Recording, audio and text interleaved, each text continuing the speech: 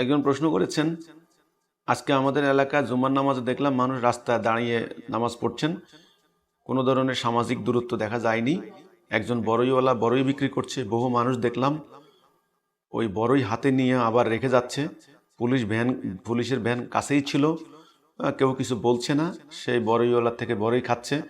আপনার কি মতামত এই প্রশাসন এবং মসজিদ কমিটি সম্পর্কে? দেখুন, আমি আগেই বলেছি, আমার প্রথম আলোচনার মধ্যে আমি এই বিষয়টা বলে ফেলেছি। এখানে কন্ট্রাডিকশনটা সৃষ্টি হয়েছে। আপনি যে বললেন সামাজিক দূরত্ব, এই সামাজিক সোশ্যাল ডিস্টেন্সটা কিন্তু এই করোনা ভাইরাসের গতি, প্রকৃতি, বৈশিষ্ট্য ইত্যাদি তারা পর্যবেক্ষণ করে তারা এই সিদ্ধান্ত নিয়েছেন। ইতোমধ্যে কয়েকটা রাষ্ট্রে কিন্তু ব্যাপক প্রাণহানির ঘটনা ঘটেছে।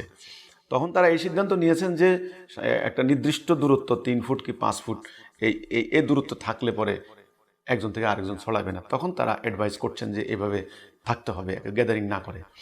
কিন্তু এটা চিকিৎসা বিজ্ঞানের দৃষ্টিতে সেই মোতাবেক আমাদের সরকার, মিডিয়া, আমাদের অন্যান্য প্রশাসনে যারা আছেন কর্তৃপক্ষ, তারা জনগণকে বলছেন যে এই দূরত্ব বজায় রাখুন।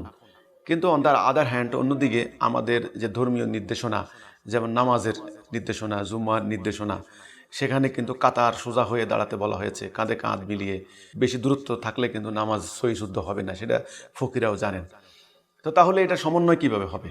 একদিকে আল্লাহর হুকুম, হ্যাঁ, রাসূলের হুকুম, আল্লাহর নির্দেশনা, আরেকদিকে বর্তমান স্বাস্থ্যবিজ্ঞান মোতাবেক সরকারের নির্দেশনা। এখন তাহলে আমরা কোনটা মানব?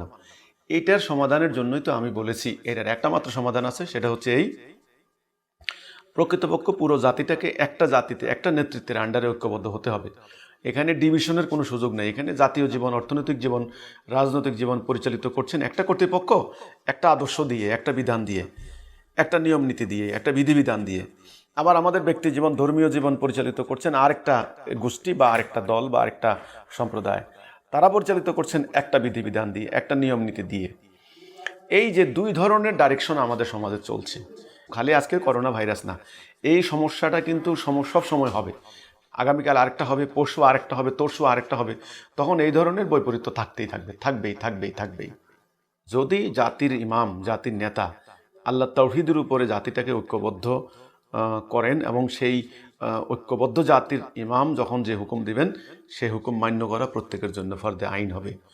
তখন তারা যদি বলে যে এই জুমা হবে না, যার যার ঘরে জোহরের নামাজ পড়েন ফ্যামিলিকে নিয়ে, তখন সেই ইমামের হুকুম মানতে হবে। কারণ আল্লাহ কোরআনে বলেছেন আতিউল্লাহ আতিউর রাসূল আউলিল আমরি মিনকুম।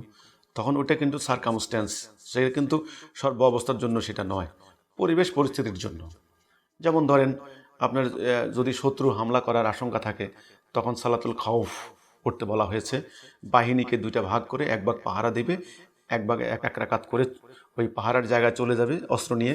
আবার ওই যারা পাহারা ছিলেন তারা এসে আবার সালাম বাকি রাকাত সমাপ্ত করবেন। তো এই যে এটা নিয়ম, এটা কিন্তু সর্ব অবস্থার জন্য নয়। এটা হলো শত্রু আক্রমণ করার সম্ভাবনা থাকলে। সেজন্য আসলে আমরা কোনটা করব না, সেটার জন্য আমাদের একটা নির্দেশনা দরকার।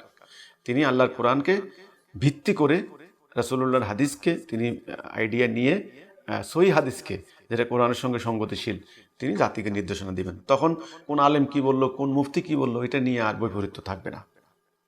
এর সমাধান একটাই, আর কোনো সমাধান নাই। ধন্যবাদ আপনাকে।